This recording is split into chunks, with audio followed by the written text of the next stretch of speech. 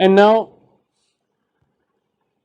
competitive market or competition. So I hope you heard this word before, but let's uh, define it in economics. What do we mean by competitive market? It's a market in which there are many buyers and many sellers, and so that each has a negligible impact on the market price. So competition or competitive market is where there are several buyers and several sellers, and they interact in a way that nobody control the price. So the price and quantity is determined by all the buyers and sellers, not by single buyer and seller, as product is approximately same. So in competitive market, product is the same and nobody control the price because there are many buyers and many sellers. If you do not understand right now, just grasp the concept here because we have whole chapter to discuss what is competition. I'm just giving you a little taste of competition. That is, there is identical product that is everybody is selling, and if seller increase the price and buyer can switch, and if buyer say that I don't want to pay that much amount, then seller can say that okay, you can go to the next shop, right? So in competitive market there are several buyers, several sellers. When they interact with each other, they interact like that, nobody control the price. That's it. So we have perfect competition. So this is a part, one kind of competition: perfect competition and imperfect competition. Perfect competition means product is the same, exactly same. There are several buyers and sellers, but each have no influence on the price. And buyers and sellers are called price takers. So if nobody control the price, then whatever the price in the market, they take that price, right? For example, wheat market. So wheat is the same. Everybody is selling the same wheat. Okay. And if the price is, for example, 70 yuan per 40 kg bag, right? Then if a buyer say that I want to pay 65, the seller will say that you can go to the next shop.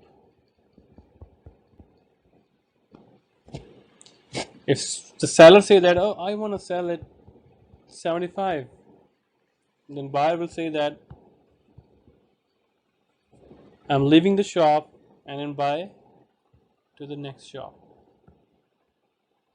because product is the same.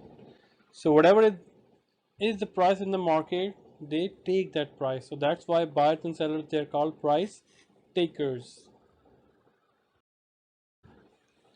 The other form of market, the opposite of the competition, is monopoly. So monopoly means one seller, and when there is one seller, it means seller control the price. For example, cable operator in your town, water company in your town. For example, in Shanghai, Shanghai Water Company, or electricity, Shanghai Electric Company, or railways, right? So your country railways, because there is no other competitor, there is no other firm who supply these kind of services. So we call this monopoly. So the rest of the categories, we do have market categories of the market. One is perfect competition, one is oligopoly, the other is monopolistic competition, and the last one is monopoly. So these two, oligopoly and monopoly, they lies between several buyers and one buyer. So rest of the categories of the competition fall under two extremes between perfect competition and monopoly, right? Let's go further. Okay, finally, so we are going to define the demand. Previously, we just talked about market, which we will extensively cover in our coming lectures. The type of market: perfect competition, oligopoly, monopolistic competition, and monopoly. But before then, just today's agenda is that we gonna define the market and the market forces of demand. So what is the demand? A quantity demanded is the amount of a good that buyers are willing and able to purchase. So there are two things that constitute demand. One is ability and one is willingness. So if the price of the ice cream is $20, would you buy less? Right? You buy less. And you might buy frozen yogurt more. If the price falls to $1, you will buy the ice cream more. Right? So just to give you another example, for example, take my example. My wish is to buy a private jet for myself. My willingness is good. Yes, I want to buy that.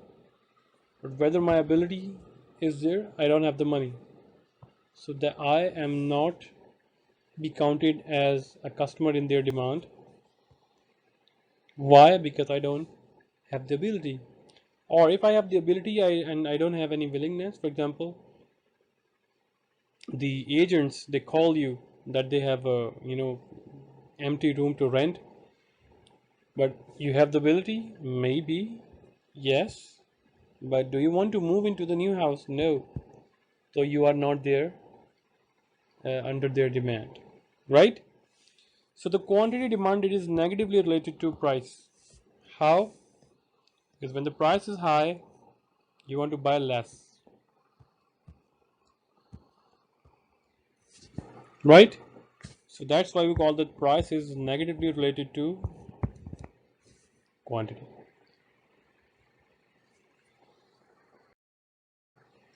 So that becomes the law of demand, in which we state that other things equal, or in other books you will see the word ceteris paribus, which is a Greek word.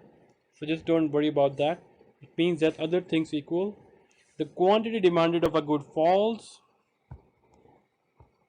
quantity demanded of the good fall when the price of the good rises. When the price of the good rises, or vice versa, the quantity demanded increase when the price falls. But what is more important here in the law of demand is the word other things equal. So can you quote me an example in which price is also rising and quantity demanded also rising? It means we don't follow the law of demand. Can you give us the example? For example, iPhone users. The price of the iPhone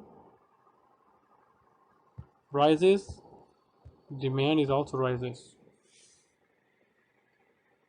Or you can say that in other thing constant, we are not talking about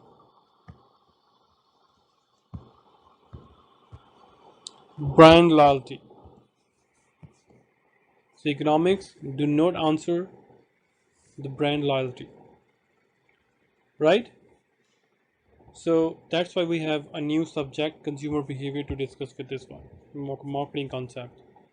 So in economics, like our first chapter, we discussed that people are rational. Economics assume that people are rational, or rational people they make decisions based on margin. So that's why we say that other things equal. So the demand curve, which shows the relationship between price and the quantity demanded.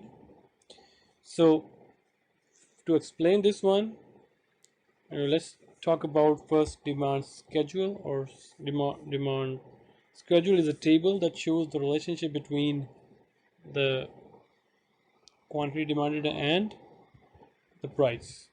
So we're going to take example of gathering from your textbook. So here is that. So there is the price of ice cream, it's the quantity demanded.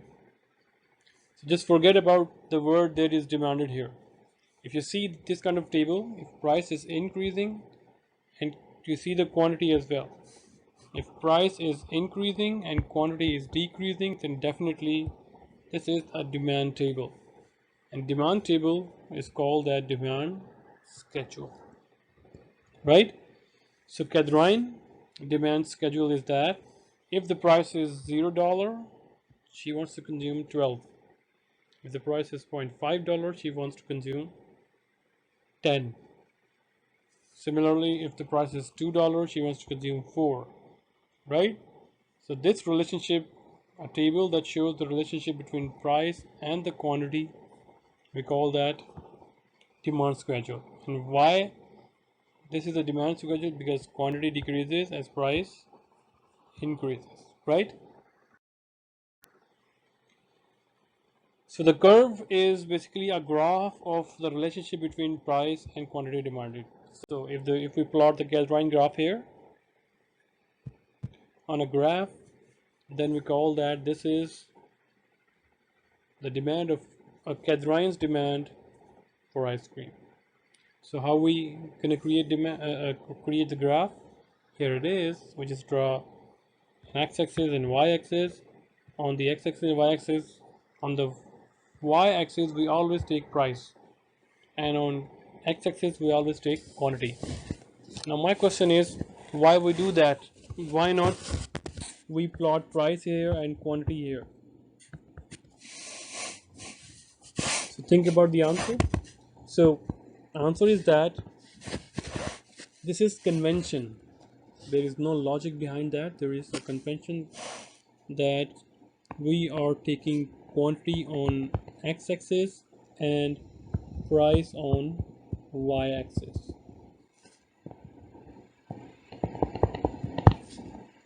Right? Okay. So how we create a demand curve? So we just plot accordingly here. So I'm just going to remove it here. So when the price is 3, quantity demanded is 0, right? When the price is 2.5, quantity demanded is 2, right? So we just say 2.